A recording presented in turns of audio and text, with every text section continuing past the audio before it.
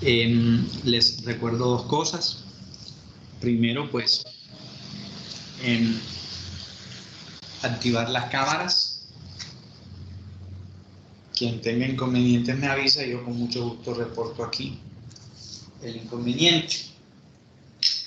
Pero se hace necesario de que activemos la cámara para mirar si los que estamos somos los que estamos y si estamos. Pues por las cosas que se han venido presentando, ¿no? Que ya conocemos todos. Entonces les agradezco que activemos las cámaras, por favor. ¿O hay alguno que tenga inconvenientes? Hasta ahora solamente Luis activó la cámara y Fernando. Profe, a mí no me sirve la cámara. Ok. Bueno, Giselle también. Bueno, les cuento lo siguiente. Hoy es la penúltima clase que hacemos por Microsoft Teams. A partir de la semana que viene vamos a trabajar desde Google Meet. Ya programé las clases desde Google Meet. Es así. Esa aplicación sí no tiene ningún inconveniente con cámaras. Yo como tengo un correo corporativo, voy a tener la facilidad de hacer menos cosas para poder subirle los videos a su plataforma, porque me la manda inmediatamente al correo, de ahí pues la comparto con la plataforma. Para evitar esta situación de las cámaras, ¿no? Sé que hay algunos que tienen inconvenientes, pero nada más veo a Luis Fernando y a Giselle en cámara. Los demás... Profe, yo la tengo activada. ¿La tienes activada? María Pau, vamos a mirar. Profe, yo también la tengo activada. Ok, Profe, María. que a veces como que se demora en Cargar, prender ¿verdad? la cámara, no sé. Ok, ese es el problema con Teams. De Gabriel Oliver. Bueno.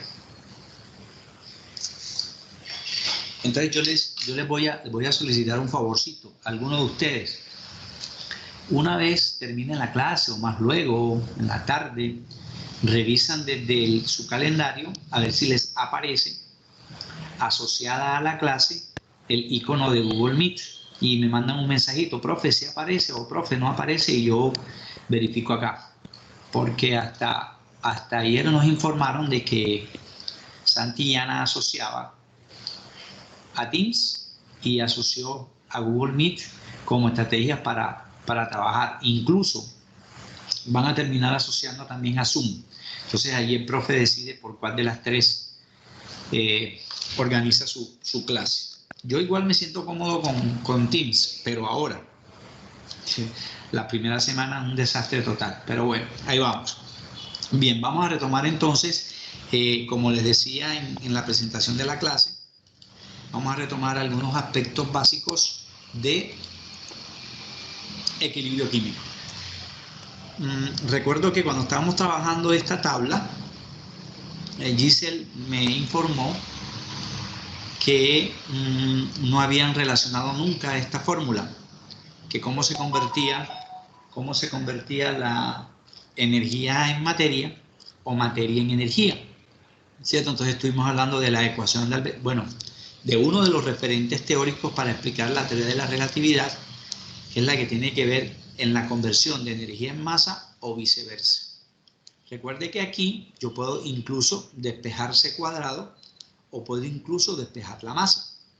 Recuerde que la E es energía. Bueno, estuvimos haciendo allí un trabajito, un ejercicio corto de mirar cómo una cantidad tan pequeña de uranio, que es un elemento radiactivo, me puede desencadenar un problema ecológico bárbaro, ¿cierto? En cuestiones de calorías. Mira lo que encontrábamos allí. 0,05 miligramos. 0,05 miligramos me están desencadenando en calorías 1.1 por 10 a la 9. O sea, más de 1 giga en calorías. 1.1 por 10 a la 9. ¿Cierto? Entonces ahí asociábamos la energía con respecto a calorías y con respecto a masa. Pero en realidad lo hicimos para establecer cómo relacionábamos la constante de equilibrio químico literal con la constante de equilibrio químico operacional. Para hacer un contexto, ambas constantes tienen un orden. El orden es, primero hallamos la literal para luego poder calcular la operacional. Pero ambas requieren sí o sí una de estas dos opciones. O que la situación me suministre la ecuación, sería fabuloso para nosotros, ¿verdad? Que nos dieran la ecuación, no proponerla, o en un escenario bien diferente, que yo proponga la ecuación. Y con esa ecuación revisada, entendiendo por revisión cuántos gramos hay de reactivos totales y cuántos gramos hay en productos totales. Entendemos que tiene que ser igual porque la palabra ecuación significa igualdad. Y teniendo en cuenta eso, aplicábamos la ley de acción de masas, que me decía, palabras más, palabras menos. Teniendo en cuenta la ecuación, voy a establecer la concentración de los productos elevados a sus coeficientes estequiométricos específicos sobre la concentración de los reactivos. Si hay dos o más, pues multiplicaré esos reactivos. Si hay dos o más productos, pues multiplicaré esas concentraciones, pero teniendo en cuenta los coeficientes. Recordemos que estamos analizando el caso de la formación del amoníaco, ¿verdad? Para esa formación interviene un mol de nitrógeno con 3 moles de hidrógeno.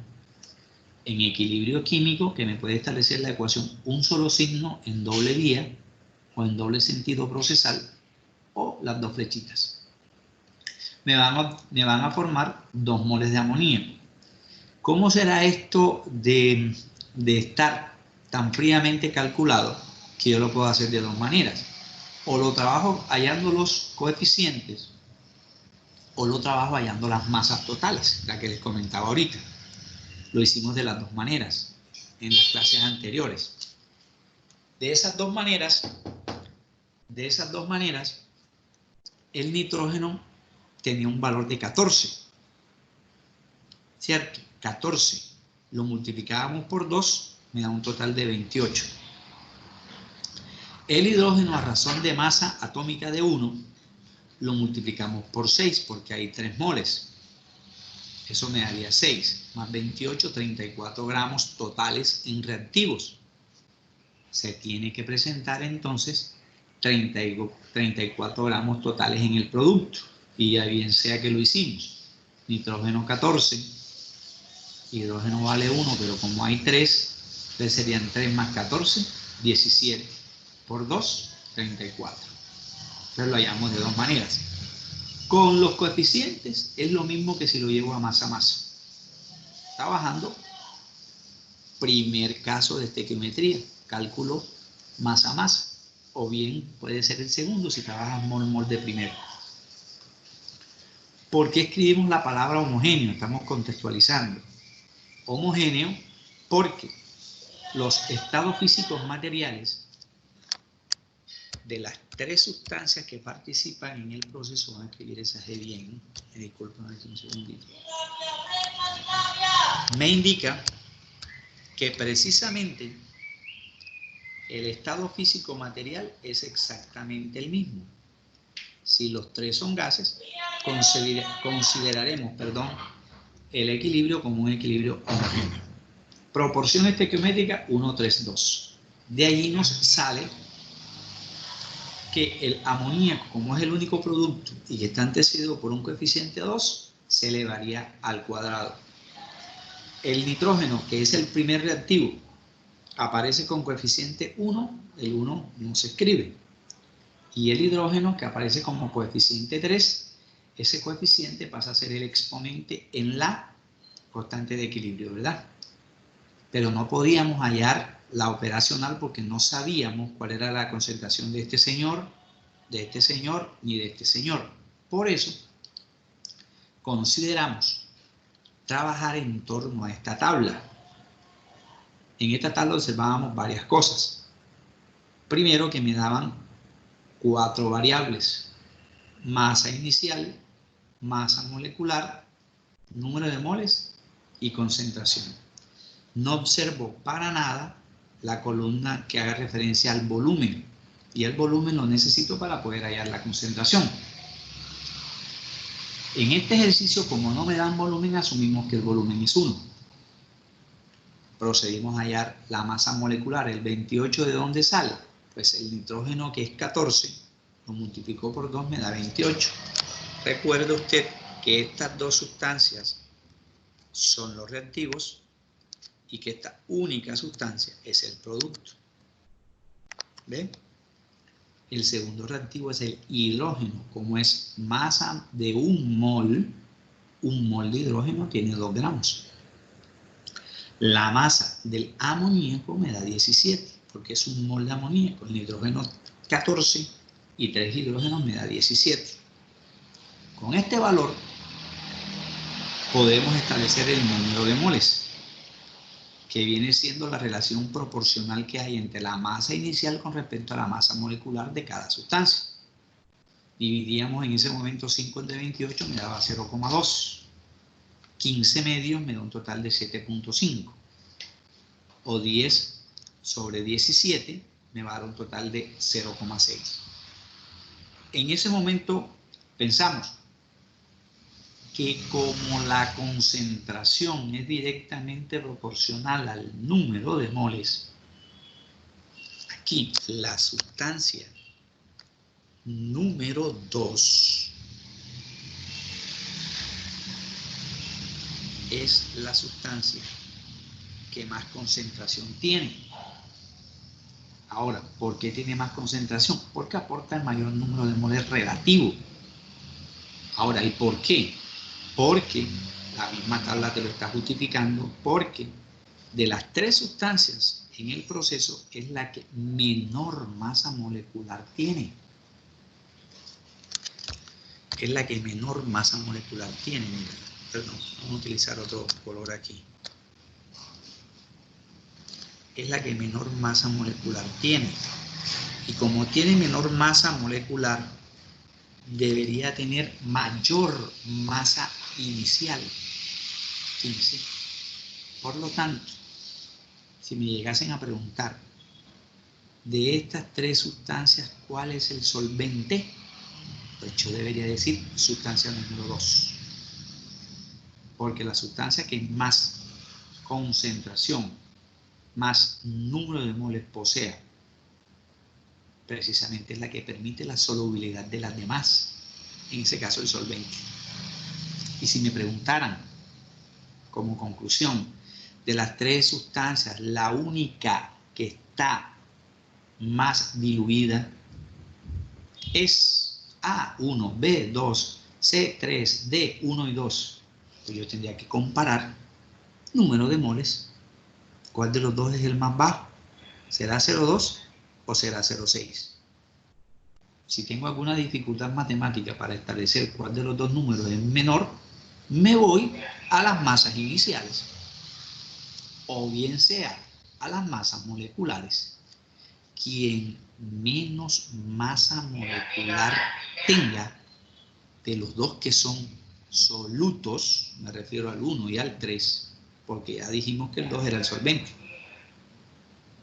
Quien menos masa molecular tenga debería tener más masa inicial.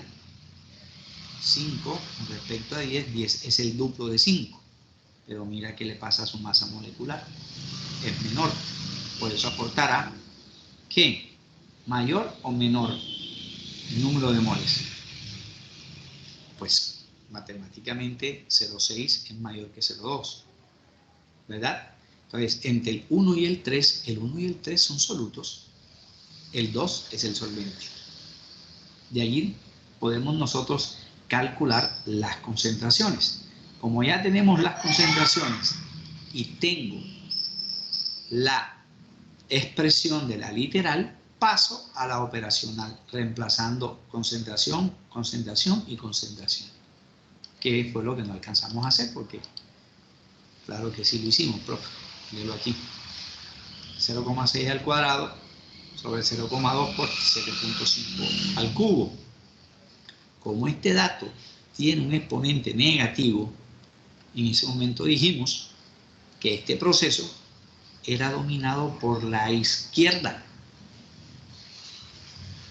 porque la entalpía era negativa, y en una entalpía negativa R es mayor que P. Por eso trabajábamos esta expresión. Eso dado caso, me den la ecuación, y si no me la dan, debo proponerla. Y como yo vi nomenclatura, vamos a trabajar un ejercicio número 2 hoy, ¿cierto? De constante de equilibrio y el posible resultado. No es que yo vaya a hacer una operación matemática, no es lo que me implica esa operación matemática. Entonces resulta que me dicen que se forma una sustancia como el ácido sulfúrico, muy trabajado por ustedes el año pasado. Un ácido fuerte, que precisamente es lo que vamos a ver como último aspecto de inorgánica, escala de acidez y escala de basicidad. Me dice que se forma el ácido sulfúrico en un proceso de equilibrio químico y que además en ese proceso de equilibrio químico yo debo responder 4 cosas. Debo responder K sub E sub Q sub L. Debo responder K sub E sub Q sub O, sea, la operacional. Debo decir 2 conclusiones que pueden salir de las anteriores o de una tabla que me van a dar ahora. 2 conclusiones. Y al final debo proponer la gráfica. Me piden esos 4 ítems. Proponer una gráfica. Ya la sabemos hacer porque en el ejercicio número 1 la propusimos. Esa gráfica la debo proponer.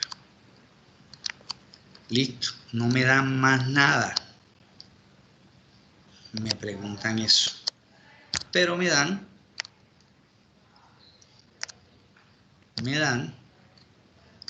la siguiente tabla. Me dicen sustancia,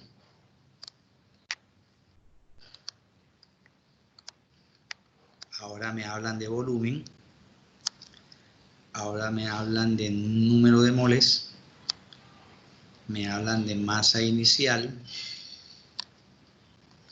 me hablan de concentración,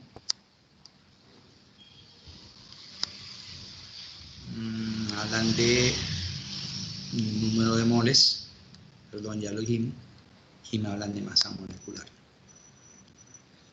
Para no hacer tan larga esa tabla.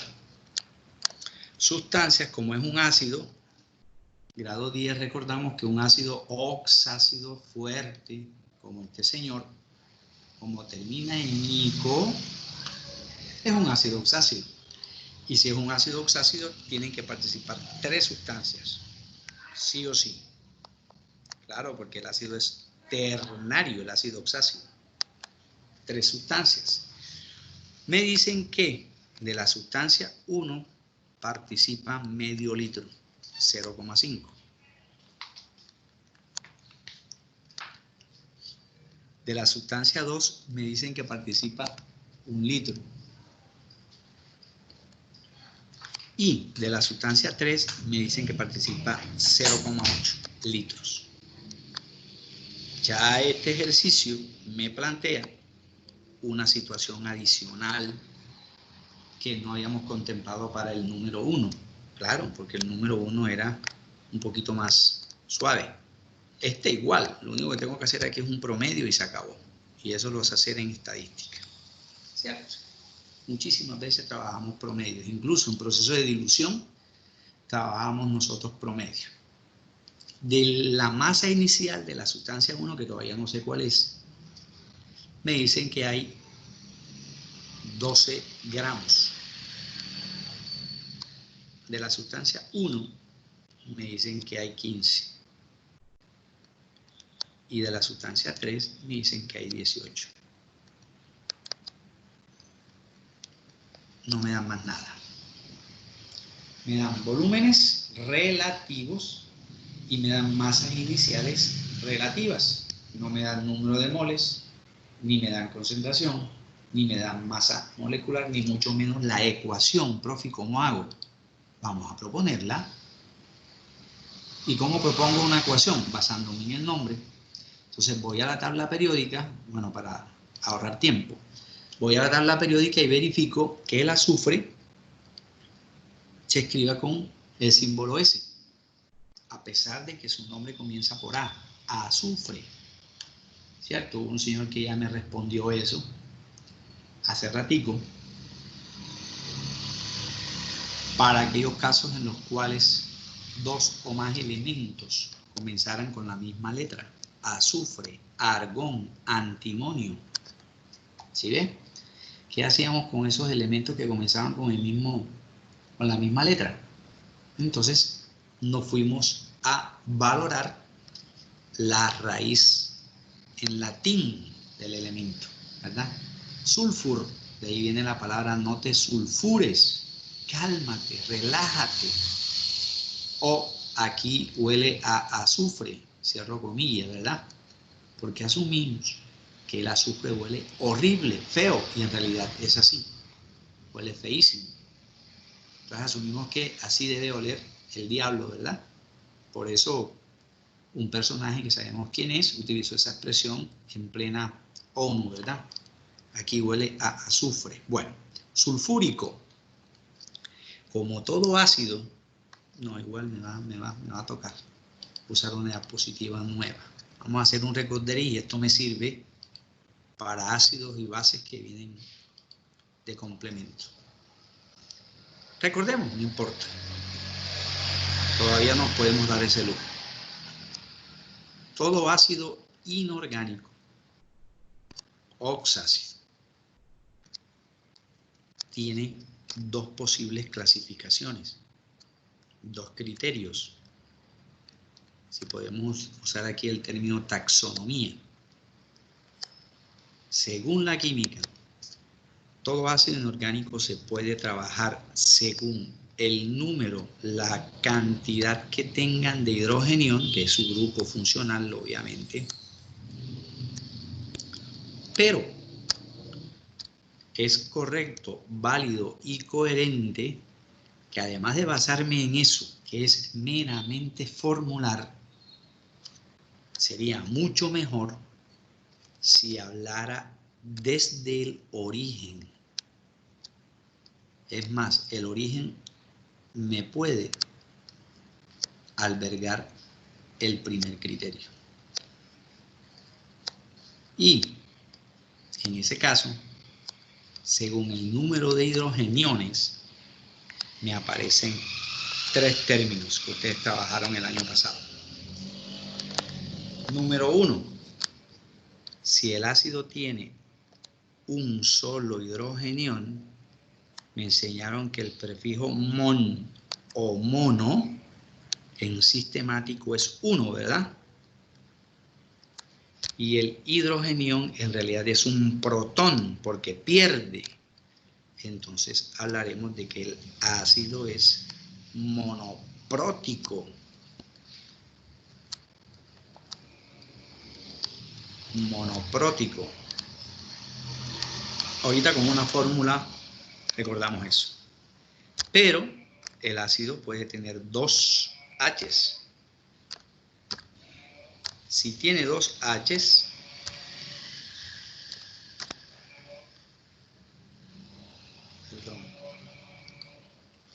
si tiene dos H's, nos enseñaron en sistemático que al tener dos H's puede utilizar el término bi o di,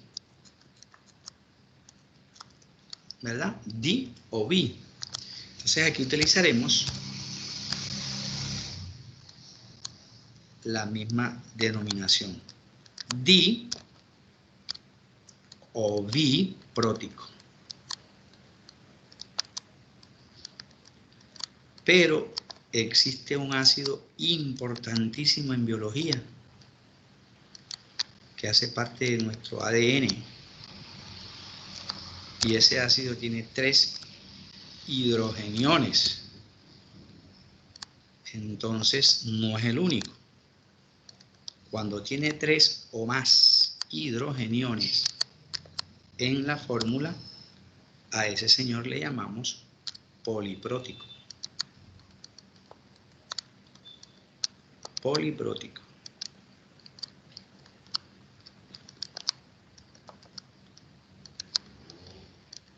Ahorita recordamos una fórmula con eso.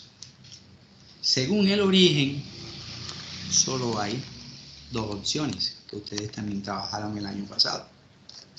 Primera opción, que el ácido no resulte de la combinación con el agua. Ok, entonces a eso le llamamos hidrácido. En orgánica, en el proceso de eliminación, eliminamos un hidrógeno, hidrácido. Eliminábamos un hidrógeno y un halógeno. En ese caso, yo puedo decir de una deshidrohalogenación. Primera opción, que me hablen de hidrácido. Segunda opción, que me hablen de oxácido, que es cuando al óxido ácido se combina con agua. Oxácido. Son 2 cosas bien diferentes. Un ejemplo para recordar, solo para recordar, vamos a borrar aquí, para que esto quede bien presentado. Un ejemplo con eso que usted nos acaba de decir, profe. Sí, ya lo vamos a hacer. En química de 10 trabajaron ustedes muchísimo con este señor. Ácido clorhídrico. ¿Cómo lo catalogo? ¿Según esto o según esto? Puedes trabajarlo de las 2 maneras. Veo que aquí hay un solo hidrogenión porque el subíndice 1 no se escribe en química. Ahora, tiene 1 porque el estado de oxidación del hidrógeno, míralo aquí, es más 1. Es un hidrogenión, más 1, pierde el único electrón que tiene.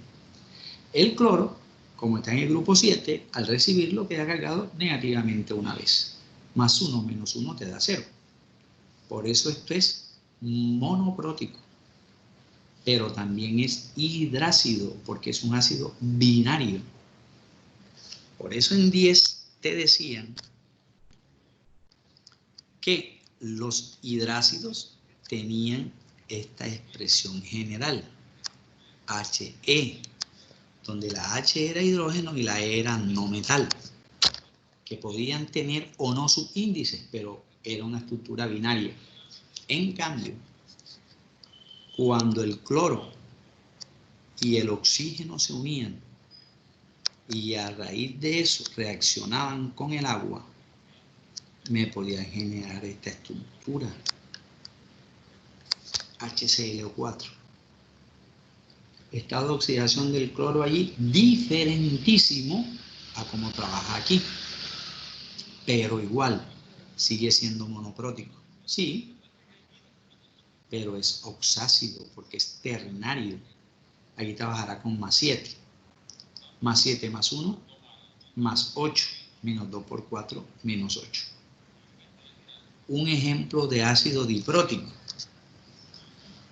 Ok, entonces trabajamos este señor, H2S. Es un ácido diprótico, pero hidrácido. ¿Cierto? Diprótico, pero hidrácido. Poliprótico. Poliprótico, vamos a hacer un poliprótico, o a recordar un poliprótico. este ácido que tiene su cosita, porque es excepción. Y en biología nos dicen que ese es el ácido fosfórico. H3PO4 tiene 3 o más hidrogeniones, es un ácido poliprótico, pero igual sigue siendo oxácido. ¿Ve? Sigue siendo oxácido. Hidrácido monoprótico, oxácido monoprótico, hidrácido diprótico, oxácido poliprótico. ¿Cierto? Ahí recordamos partecita de eso. Todo hidrácido es binario, todo oxácido es ternario. En los oxácidos, ¿el elemento no metal va en el centro? Sí. En los hidrácidos va de último. Y trabaja con negativos, estados de oxidación negativos en los hidrácidos. Y el más bajo de todos los estados de oxidación. ¿Cómo así? Claro. Si usted revisa el azufre, encontrarás que en el azufre trabaja con 2, con 4 y con 6. Significa eso que la tabla periódica me está diciendo que el azufre me forma 4 ácidos diferentes. ¿Cómo así? 3 ácidos oxácidos y un ácido hidrácido. Por lo tanto, me formará 3 óxidos ácidos para formarme 3 ácidos oxácidos. ¿Sí ves? Por eso trabaja con más o menos, te aparecen los estados de oxidación más o menos. Aquí es negativo, pero aquí el fósforo es positivo. Aquí el cloro es negativo, pero aquí el cloro es positivo. Ok, bueno, ahí recordamos algo y eso lo profundizaremos en la clase del próximo martes, cuando ya veamos acidez y basicidad. ¿Qué me hace falta? Que propongamos la ecuación. Me dicen ácido sulfúrico. El azufre, ya dijimos, trabaja con 2, con 4 y con 6. ¿Qué número me sirve? Obvio, me va a servir el 6, porque termina en ico. ¿Cierto? ¿Qué caso de nomenclatura común usamos? Caso número 2, cuando hay 3 estados de oxidación. Entonces yo propongo la ecuación basándome en lo que conocemos de química de grado 10. ¿Es negro o es azul? Disculpen, negro. Vamos a respetar el ordencito para yo no equivocar. Bien, como todo ácido oxácido proviene de la hidratación, y lo estamos viendo en orgánica, en mecanismo de adición. Si yo hidrato un alqueno, pues me va a dar un alcohol. Si hidrato un alquino, depende. Si eso es equilibrio dinámico, la flechita tiene que ir en doble sentido. Aquí para economizar espacio. Sí, pero me dijo que el estado de oxidación del azufre era más 6. Sí, señor, más 6. Hay una reglita que me enseñaron en 10º grado, cuando me explicaron cálculo de los estados de oxidación. Vamos a escribir ese 2 bien. Y es todo estado de oxidación que sea par, el azufre más 6, el carbono más 4, el carbono más 2, por mencionar solo esos 2 elementos, carbono y azufre, van a tener como fórmulas mínimas simplificadas en los estados de oxidación. Mitad de 6, 3, y se acabó. Listo, se acabó. Mitad de 6, 3. Profe, no entendí. Bueno, borremos. No me quiere recibir la orden aquí. Bueno. ¿Cómo así? Me enseñaron que, bueno, matemática. Este 6 lo colocamos aquí, para ahorrar tiempo. Este 2 lo colocamos aquí. Menos 2 por 6, menos 12. 6 por 2, 12. Más 12 menos 12, 0. Ojo, eso está mal escrito. porque 2 y 6 son simplificables y todas las fórmulas que vamos a utilizar aquí son fórmulas mínimas. Ley de las proporciones definidas, mínimas. Mitad de 2, 1 y mitad de 6, 3. Borro mitad de 2, 1 que no se escribe y mitad de 6, 3. Lo que habíamos dicho al principio. Porque menos 2 por 3 menos 6 más 6, 0. Más agua, ordeno, como el ácido tiene grupo funcional hidrógeno y es positivo, va de primero.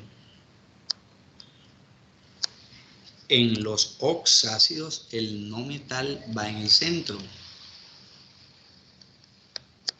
Y al final va el oxígeno. ¿Por qué yo quiero? No, porque es el elemento más electronegativo de estos tres. El hidrógeno está en el 1, el azufre está en el 6 y el oxígeno está en el 6. Ah, pero entonces puedo poner... No, señor, no puedes colocarlo en el centro porque el oxígeno es el primero del grupo 6. Es más electronegativo que el azufre. ¿Sí ve? Entonces por eso el oxígeno va al final, entre otras razones. ¿Estado de oxidación? No, vamos a... Como esto es una ecuación de combinación o síntesis, saque cuentas. Un azufre. 2 hidrógenos, aquí hay uno, coloco un 2. 3 oxígenos aquí más 1 acá, 4. Coloco aquí un 4. Si esto se cumple, los estados de oxidación también. 1, 6 y menos 2. Miren. Menos 2 por 4, menos 8. Más 6, menos 2. Más 2, 0. Si esta fórmula se cumple, que es la sumatoria de estas dos, no hay problema. Tienen que estar neutros sí o sí. Porque en toda ecuación inorgánica de formación de ácidos, de óxidos, de bases, de sales, en todas esas ecuaciones que me explicaron el año pasado, nunca cambian los estados de oxidación. Y si no cambian los estados de oxidación, no aplica para revisar el balanceo por redox, sino por tanteo, que fue lo que hicimos aquí. Un azufre. 2 hidrógenos, 2 hidrógenos. 3 oxígenos a la izquierda, más 1 del agua, son 4. Aquí coloco 4. Y listo, se acabó. O sea que aquí las proporciones son 1, 1, 1. Listo. ¿Qué me piden? Para empezar a responder, ¿qué me piden? La del literal y la operacional. Lo puedo hacer. Listo, ya tengo la ecuación, entonces digo, constante de equilibrio químico literal. ¿Cómo trabajan estas situaciones? De la siguiente manera. Concentración del producto. Símbolo de concentración, que es el corchete. El único producto es el ácido sulfúrico.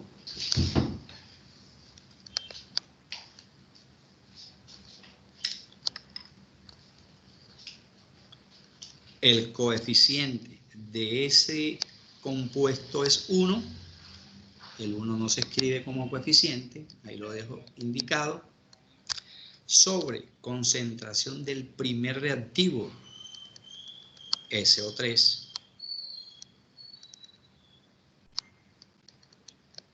A la 1 lo dejo indicado. Por la concentración del segundo reactivo, que es agua. 1 mol. Lo dejo indicado como coeficiente. 1. Listo. Aquí tengo ya la literal. ¿Qué más me piden? Operacional. Todavía no podemos. Conclusiones. Sí puedo. ¿Cómo así? Si este es el primer reactivo y este es el segundo, veo que de las 3 sustancias, el agua es un reactivo. Entonces el agua tiene que ser el solvente. En el agua se disuelve este y me genera esta sustancia. ¿Sí ves? Eso me debería dar como conclusión. Vamos a mirar la tabla. ¿Cómo hacemos con la tabla? Listo. Yo identifico quiénes son reactivos, solo por orden, por si me preguntan algo de eso. Estos dos reactivos y este único es el producto. Como el agua la hemos usado tanto, sé que la masa molecular del agua es 18. 1 del hidrógeno por 2, 2 más 16, 18. Las otras no me las sé. Como no me las sé, me ayudo de la tabla periódica. Y en la tabla periódica encuentro que el azufre tiene masa atómica 32. Vaya rectificando usted si eso es cierto. Yo me puedo equivocar. Revisen su tabla periódica. Azufre tiene masa atómica 32. Oxígeno 16. Hidrógeno 1. ¿Listo? Eso no necesita mucha calculadora. Hidrógeno 1. Vamos a ir en orden. Primer reactivo, primera sustancia a la izquierda. 16 por 3 me da 48. 48 más 32. Eso me dará 80, ¿cierto? Coloco aquí 80. Y listo, 80 más 18, 98. Listo. ¿Cómo así, profe? No le creo. No importa, mejor, no me crea. Desconfíe. 1 por 2, 2 más 32, 34. Más 64, 98. Si yo no puedo perder tiempo con esto, mire. Si uno me da 18 y el otro me da 80, el producto es la sumatoria de los dos, me da 98. ¿Cierto? 98. Hasta ahí no hemos dicho nada nuevo. ¿Podemos trabajar número de moles? Sí, pero mira lo que me está diciendo este dato. Segunda sustancia, qué coincidencia. De los dos ejercicios que hemos resuelto, la número 2 es la del solvente. El 1 y el 3 serán solutos. Es muy probable que encontremos de los dos solutos, uno de los dos en menor concentración. Ahorita miramos cuál es. Pero antes, me dan 3 volúmenes. Tengo que hallar uno solo, porque si usted aquí me sumó 80 más 18, me da 98. ¿Sí ve? Aquí me están dando 3 datos de volúmenes. Asumo que este con este va a estar incluido en el tercero. Entonces yo tengo que hacer un promedio. Y ese promedio me obliga a sumar y dividir entre 3. 0,5 más 1 más 0,8 entre 3. Eso me da 0,76. Sumo y divido. 0,76. Bueno, me pasé. Vamos a dejarlo hasta allí. Y lo terminamos en la siguiente clase. Terminamos este ejercicio y comenzamos con análisis de gráficas y tablas de valores de pH. Vamos a mirar el pH que tenemos a nivel del cuerpo, en algunos órganos, paredes estomacales, en la frente, saliva, oídos, órganos sexuales, piel, algunos alimentos, qué pasa con las galletas, qué pasa con el pan, bueno, en fin, y vamos a analizar ahí algunas cosas, ¿ok? Vamos a dejar inicialmente allí y terminamos en la próxima clase. Que mi Dios me los bendiga, que pasen un resto de día muy feliz, se cuidan, bendiciones.